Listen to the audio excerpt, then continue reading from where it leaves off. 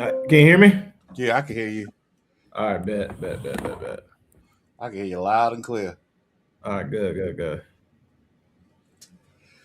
So, Phil, Yeah, I want to thank you for reaching out to me for this interview opportunity. You know what I'm saying? I'm recording this, and I'll send you a full copy of it okay. when we're done. Um, All right. I actually follow your page, so I was kind of Yeah. it's kind of surprised to see you in my chat and say, "Hey, let's talk." So I'm All right. here. And I'm just shooting my shot. Just get out there trying to promote my books out there. If somebody says yes, awesome. Okay. So you're promoting your book. What's your traveling book? That's you tell me about Yeah, that. yeah. Wait, are we live right now or? Yeah, we're live. Okay, I guess I didn't know. My fault. So my thing is, I wrote a Black travel guidebook for South Korea, the country South Korea, one for Thailand, Siem Cambodia. It is um, it is a typical travel book, but it's just more so from a Black perspective because also if our skin tone going to Asia, our travel experience is going to be completely different than say from a white folks perspective. You And are it not was lying. it was inspired by the Green Book. If you know the history of that, then you understand it. But it's like a fun version of that, whereas the Green Book was literally meant the difference between life and death. Right.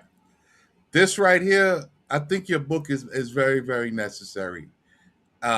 Me myself, I have lived outside of the US for the last 10 years. Yeah. 10 years I've been an expat, right? Have I gone back? I think I went back once for a year or two. For a year, about a year and a couple of months. Mhm. And that was like I had to reset. I had to get some paperwork done as usual, refresh your licenses, passports, stuff like that. And I flew back out again. Like, I don't want to be there. You know what I'm saying? Right. Um, and in my experience, I could say that it's really necessary because I don't think black people are really prepared for the global the global lifestyle or the global experience. There's some preparations that have to be made for them that they have to make themselves to come out. Um, like this app we're talking on right now. This is my app. I built Okay. this from the ground up for this, what we're doing right now. Having this discussion, right? We're having this discussion. It's secured, it's private. We can talk about anything we want. Nobody's going to know but us and whoever we share it with, right? That's one. Two, this app, I have bookings where I can book interviews with other artists. I can host my own events. I can open up my own market. So if I go out and say, hey, I want to sell my products at the farmer's market, all I have to do is go rent the booth space. With this app, I can put my merchandise in and sell it, and I have my own cash register, which is wired back to my American bank. Yes, but as you know, getting a getting a international bank account is challenging because you need residency and other paperworks that most people aren't really prepared for when they leave. Right. They leave with this lump of money, but they're not really leaving with um they're not really leaving with true preparation. You know what I mean? Like they have they have uh they have like $10,000, $15,000, and they'll leave and they're traveling and they're just spending. Right. But what about income, right? And when you do find a place that you want to stay or you want to be there for an extended period of time, there's costs involved. And a lot of people just aren't prepared for the cost, like at all, right? They're not prepared to pay for the legal fees for residency, right? You got to pay those. Then Right. um, keep paying the visa fees. Visa fees. which always get expensive every year. There are always rules that's always changing. One moment, especially like that whole digital nomad visa, you see people talk bragging about online doing that. One, yeah, it's great, but one things I see long term, especially as you get older, is okay. Depending on the country, it might be cool now. Like say Thailand for play, it has a well known digital nomad visa, but those rules can change at any moment in time. They can change the They rules how much you got change. to make each year. They change all the time. All the time. Always. Like like you can have a visa today and that visa could be null and void tomorrow. Yep. Right? Then it's okay, you have to get a different visa. That's another fee. And if you don't have the income coming in, or if you can't tap into the local economy and conduct business, you're just stuck. Then you're stuck playing hopscotch across the borders on a tourist visa every 2 to 3 months, or whatever the games that people play to get around not having to go back to the US. Because when you've been out for an extended period of time, you typically have nothing to go back to. There's no Right. house there waiting for you. You weren't paying rent for the last 5 years while you were out in Thailand and Guam. You weren't doing that. So I created this app to create revenue, and so that people can have revenue like internationally. You know what I mean? Yeah. You could sell anything on this app, right? And if you have already a market set up, you can have all this linked in. And that was the point. You know what I'm saying? That was the point. That's my brother Alan. He's also he's my partner. And you know what I'm saying? Not gay. Yeah. Not I gay. get it. Yeah. He's my business partner. And we have been building this platform and providing means for people to expatriate out of the US. You know what I mean? Mm. We've been building that. You know what I'm saying? Okay, he's back. This is Alan. This is my brother Alan. Alan has been helping me build this platform and setting up a foundation for people who want to come out, that at least to the Middle East, that we have transition for them. We can coach them through and consult them through the process, because it's not easy. It's not something you could just hop on a plane and just everything is good, or you can pray your way through. It doesn't work like that at all. Like you have to have legal footing, you have to make sure you have financial footing, because if your financials are straight, you know, everybody will turn a blind eye, so to speak. And that's the truth. Whether you go to Africa, the Middle East, or Asia, or even Europe, without the bag, you know what I'm saying? You're going to run into a world of problems. A world of problems. And that's just the way it is. Like, and I've had people go to Africa and they get over there and then they call me when they get into those problems, and I tell them, hey, you got to go back and reset. There's no way somebody's going to send you, or you're going to raise $15,000 and you want to pay customs and pay the lawyer and pay this guy off, and this guy, he wants a little something too, and you're not going to do it. There's no way to do it unless you set that up beforehand. So you have to set up your business. You have to set up your brand. You have to be functioning on an independent scale. You know what I'm saying? Before you leave. Yeah. If you're making lotion and hair care products, those are fantastic. You could take that lotion and hair care product business and go live in Thailand, and with this app sell that. They'll buy it locally. You can still sell it internationally because you can live stream from this app. You know what I'm saying?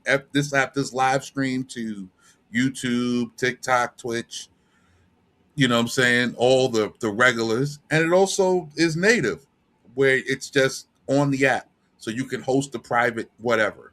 right? You can have private classes, you can have all of that here. And this is what I built it for, is because when they get out, the first thing they do is they run to the internet to try to make money over social media. They try to monetize their content, right? If they're not doing that already. They want to monetize their content. So they're traveling, they're doing traveling blogs. Well, you can't do a traveling blog. You know what I'm saying? You can't do a traveling blog when you can't travel, right? Your funds are Right. low.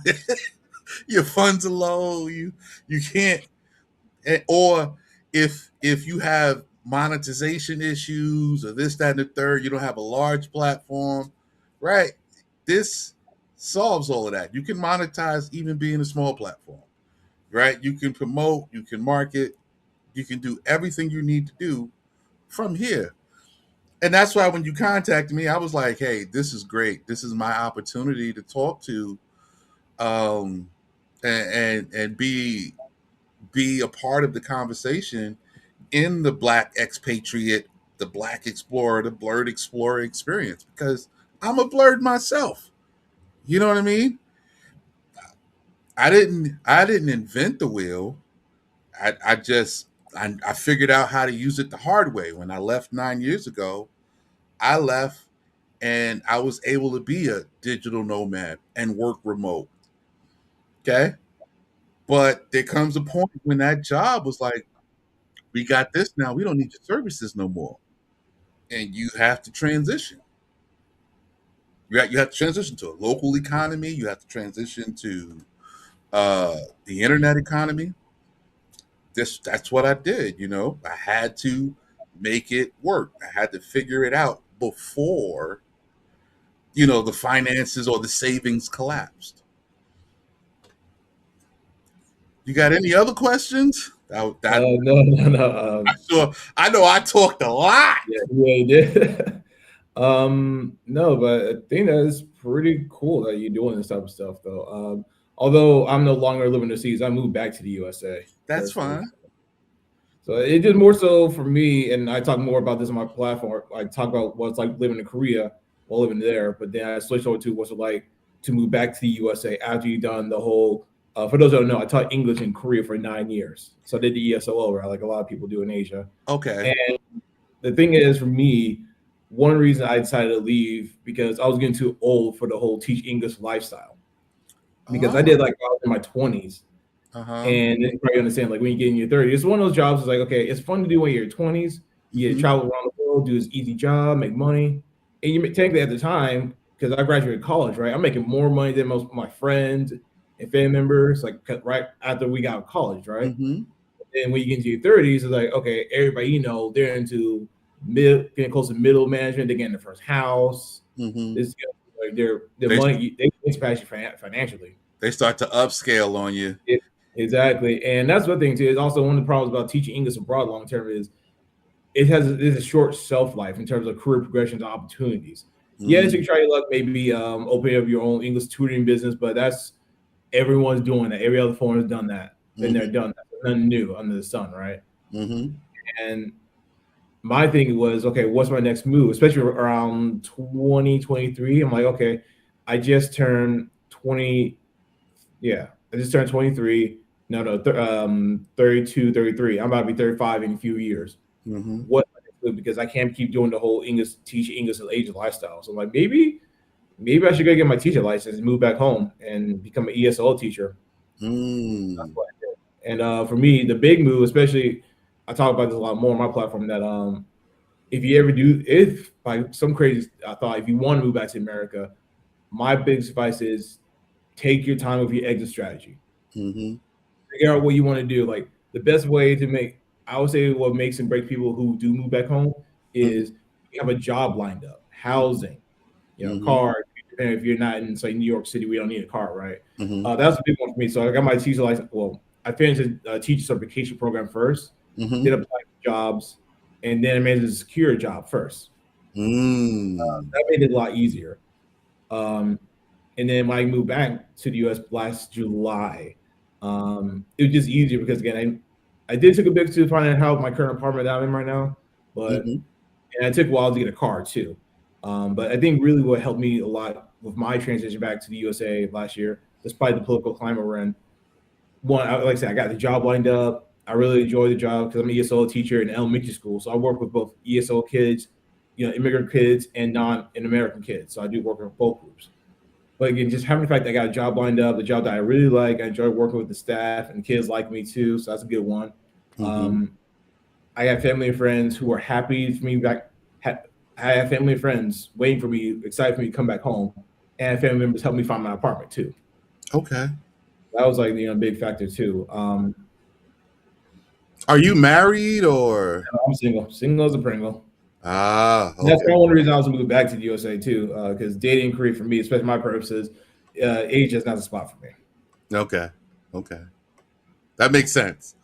That makes sense. And also a point where my life, like, okay, well, living over there in Korea is like, young, single, getting around, having fun, right? Now I'm point, okay, I have my fun. You want to settle down. You want to settle down, just do something more, get to the next stage, Yeah. Yes, I want to settle in, got a great job, great job, with benefits, especially the big one too is okay, especially when it comes to teaching English is when I got my third, I'm like, okay, I need an actual job and a pension. Like what else can I do? Because teaching English, I can't keep doing this. I don't want to be that one foreigner who's stuck, who fell in that teacher trap they see in China, Korea, Japan, Taiwan. And you see in their faces that one foreigner who's in their 40s, who's married to the local, and they're always out drinking at the same bar they used to go to like 20 years ago. I'm like, and you see in their faces like, damn, if I had opportunity, I would have left a long time ago. Oh. You do see that a lot. And a lot of people, I've heard that same advice before when I was in my younger years about teach English in Korea. People say, don't stay there too long. Like, have you for a couple of years, but when you figure out what you want to do, leave. Get out of China, get out of Japan, do what you want to do. So I find that very interesting because it's very different from America, out here. America, there is upward expansion. Yeah. There is upwards, but outside of America, upward expansion, it's not a glass ceiling.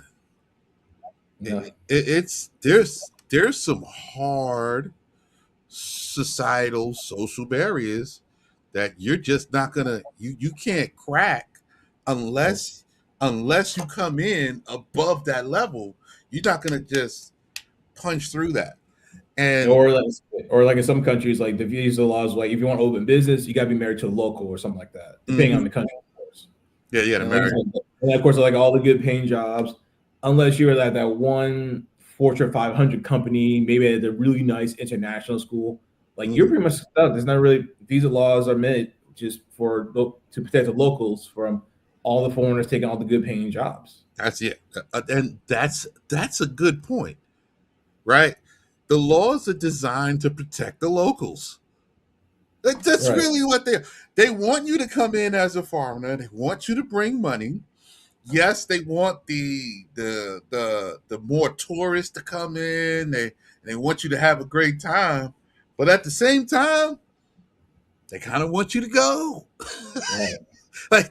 So if you get stuck in the trap, okay, you married a local, you're here, and you talk about that burnout, and you're just stuck doing this job, and this is just your whole humdrum.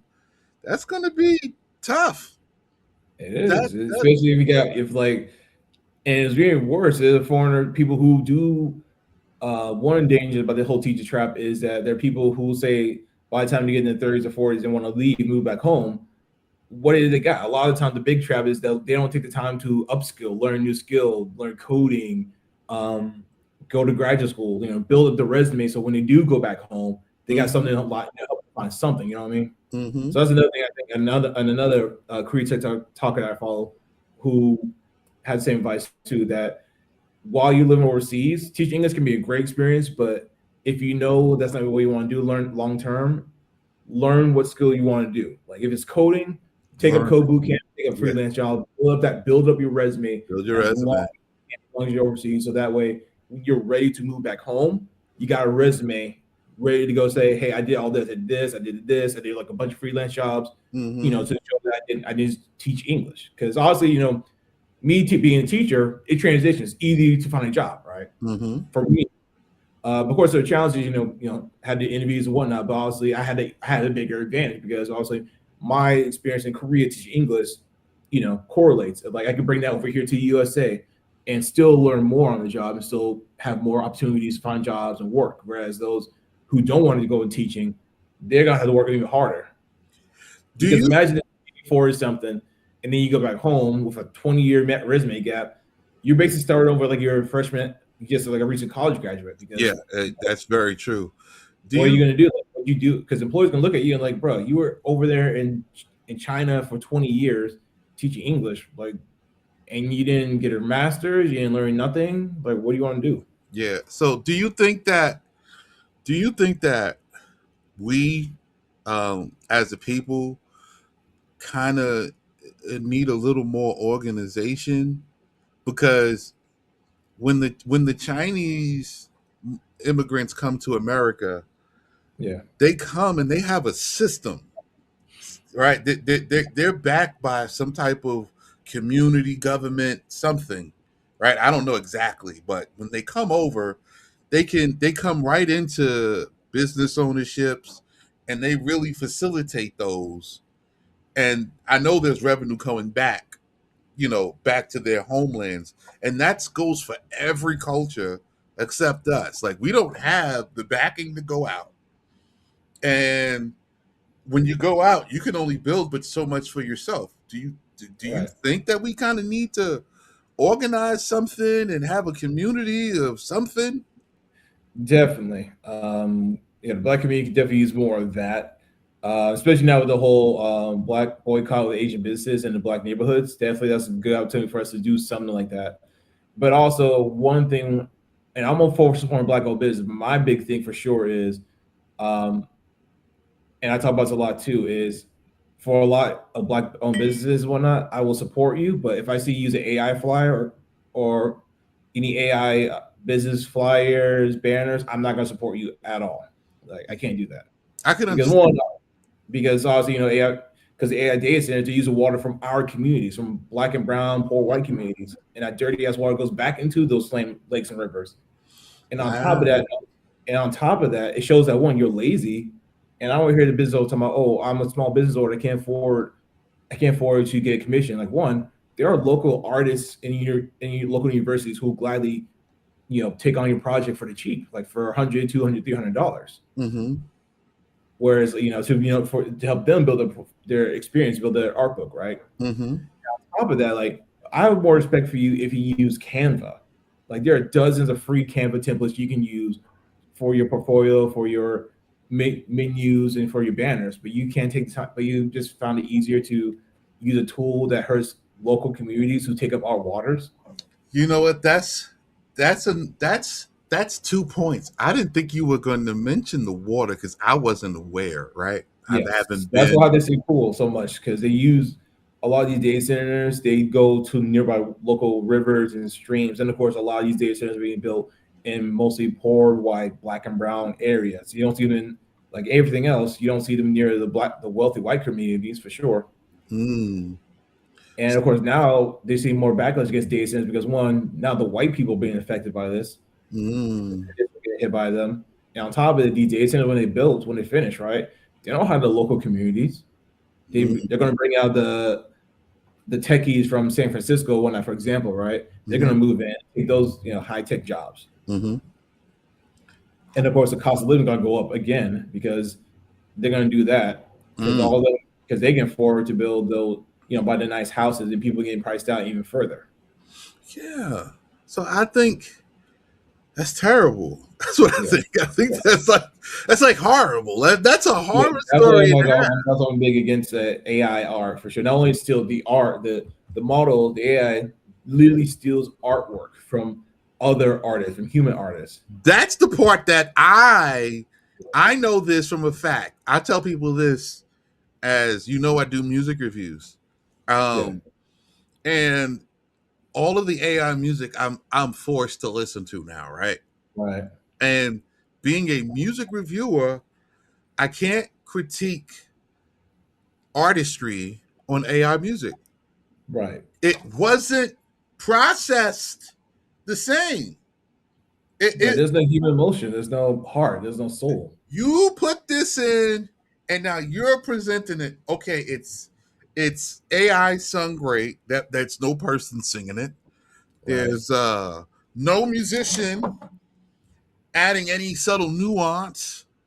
And so I'm like, I could tell you, like, okay, the song is solid. It's a good song. Yeah, Okay. it's a good song, but I'm not gonna go out and I'm just gonna pirate it. I'm not gonna support it. That's I, that's a big word. That's a big statement. You said I'm not going to pirate.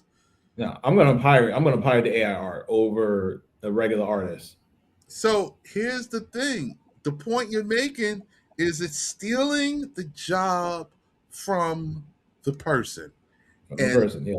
what I've said is if AI was something that the artists themselves were doing to increase productivity, to increase their profitability for them, I'd have been for it. It's feeding a man. It's giving a man his pay that he can, you know, become more profitable. The same thing with AI music. If it's going to help the musicians to come up with parts and they're still playing, but it keeps them more productive, that they get paid more, I'm all for it. The problem is none of the people, nothing from AI has come back to give people profitability yet. It's not. All of the money going into the AI companies, the AI company is a giant. Yep. And that bubble's about to burst very soon. Like, This I know. I know the bevel's about to burst because the one thing is once people lose their ability to maintain their families and their household, yep. everything goes apart. Nobody cares what AI does at that moment. My child is hungry. I don't have a job. I can't find work. I can't make money doing this. Everybody's out clamoring for the same spaces over the same few coins. You are creating a digital depression. Right. It's Exactly. it's the Great Depression, but it's caused by digital economics. Right. And literally it's only a matter of time because unfortunately a lot of times what got us into this mess actually is a lot of racism because the white conservatives they think they're gonna be fine. They think they're gonna be safe. I'm like, bro, you guys are gonna be hit the most out of everybody else, like every single time. Because in Therefore, my lifetime, I'm 35, in my lifetime, Republican policies, conservatives have crashed the economy over and over again. their Like fall every is the time. hardest. And they Their call fall themselves is the hardest, yes. right? Here's And the then you see them complain on the news like, "Oh, Trump tricked me," or like, "I didn't know it was gonna hurt me." I'm like, "Bro, everybody tried to warn you." It's like, how do you miss an obvious warning that says that do not touch the stove? It's hot. Like exactly the the stove point. is very, very hot. It will burn you if you touch it. There are experts, people who witness it, who had experience, try to warn them, don't touch the stove. It's hot, and they still didn't listen. And now look with them. They got burned. And now they're losing their water. They're using their houses, their lands, the farmlands to data centers, all because we had a black man in the Oval Office. Here's the thing: to put those data centers there, they literally moved out and abolished a whole lot of farmland. Yes, Where's that food coming from? right, You understand? People eat food. What food are people going to eat now? I watched myself, okay, from the first time I went in Costco's, okay, big mega store, mega shelves. The first time I went or into a Kmart or a Walmart or a Target, and the shelves were stocked, to today, where there's a few items on the shelves. Like we live in a small town. a few items on the shelves that people could kind of pick and rummage through. Listen, it's going to hit. It's going to hit white America so bad that white America is going to implode. Yep. Oh, they're employing right now. Like literally everything we're seeing right now is basically white America's last stance. Yeah, it's imploding. We're seeing the literal downfall of the 400 Roman Empire. Because I'm sure, probably sure you, because I'm Yes. pretty sure you saw the gladiator fight, aka the UFC fight, like Yeah. the distraction. I'm like, bro. Now I see why the ancestors said, like, no, don't worry about it. At the 2024 election, the ancestors were like, you know what? Sit down. You take Have a seat. Don't worry about it. Don't worry about it. You got just watch. Just sit back and watch the show. Sit back and watch. Listen, for all the distractions that's going on simultaneously, right? You got the Knicks winning the championship after 53 years, try to create as much hoopla as possible. And that's happening at the same time that the United States secretly surrendered to Iran. Right. And Surrendered. right. And the worst part of it all, the deepest ironic is how Donald Trump, back in 2010, 2011, said Obama was going to start a war with Iran for no reason. And he did it. Yeah, he did it. And his deal was worse because Obama's deal with Iran is like, hey, we'll unfreeze the assets and money that we had on you. And Iran said, cool, deal. No problems. Trump, he's paying what, 300, we're paying $300 billion to unfreeze those assets and also restitution damage. And on top of this was an illegal war. This wasn't approved by Congress. Like, no one approved this. No. Here's the thing, okay? I've lived here and I came here intentionally to understand this land, its countries, its people. I came here to do my own research because you can't trust history books. I wanted to know what this was. Yeah. Let me tell you, they manufactured Iran to be an enemy. Right. I've never seen a problem. Like, I actually would love to visit Iran. I want to try the food. I'm a history fan and everything. They are such a rich culture. Yeah. They haven't expanded their borders. Right. And I'm thinking, why would we go attack Iran from literally no reason? They ain't done nothing to us. Because, and I'm going to tell you the reason. I'm going to say it. The reason why they did that is because the only thing that's stopping them from colonizing the region, like they colonized America, is Iran. Yep. Iran is the colonization stopper that they can't move. For some reason, they can't budget. And it's not because Iran is so super duper advanced and everything else. They just are solid in their culture and their beliefs, and they're not westernizing, and they can give a hoot or a nanny about what you talking about. We are Iran. Persia. We have been here, and we will be here. Reason, I think, Netanyahu kept trying with Clinton, Bush, Obama, Biden, Trump. There's a reason all of them said, no, we're not going to attack Iran for no reason because of Strait of Hormuz. And we saw what happened. That is such a problem. And it's such a not a black person problem. Let me tell you that much. Right. So, all right. The gas prices go up. Yeah, that's a problem. Okay. But sorry about that. I don't know what's all right. Smoke detector.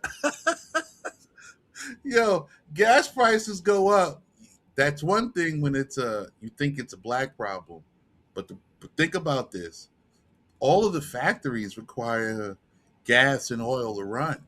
Yep. All of the food fertilizer comes out of the Middle East from the same petrol. It's a petroleum product. Right. Not to mention motor oil for our cars. So you got more all the stuff that they get from the region, from the Strait of Hormuz, is closed. No fertilizer, no soil. Right? They used to get a lot of agricultural products, right, out of Ukraine.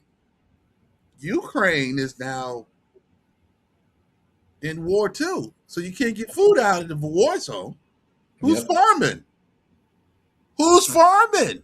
Right. The So now, farmers are too busy. Yeah, the farmers are busy fighting for their land for no reason. so now you have conflict here because again, you wanted to expand your borders. Yep. You have conflict in the Middle East because you wanted to expand your borders. And the belief of Netanyahu and of the state of Israel was that if we get Iran to fight America, America will soften Iran up. And then there won't be anybody to contend with us expanding into Lebanon, Syria, and eventually conquer the whole Middle East. Except they lost. Yep.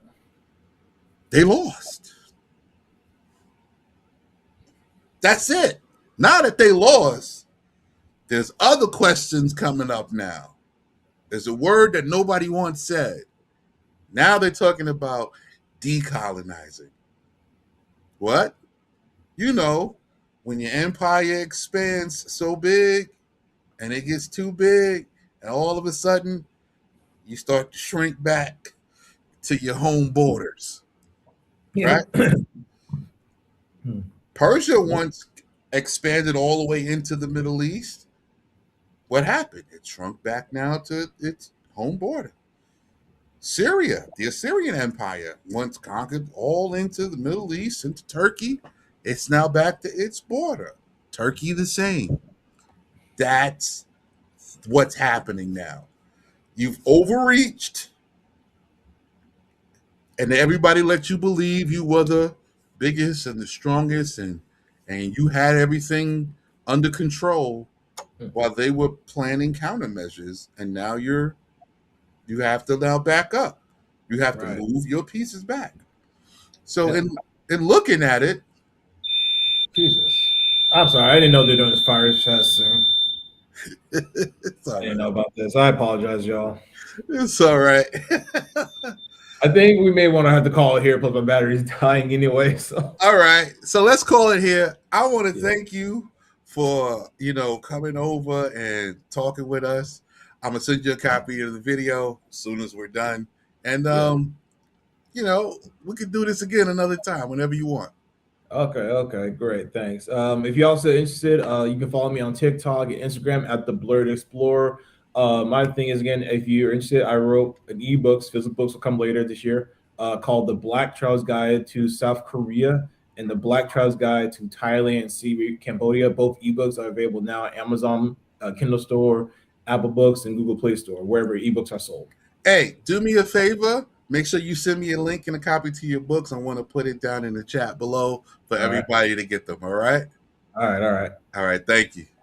All right. Thanks a lot. You have a good one. All right. Bye-bye. Bye-bye.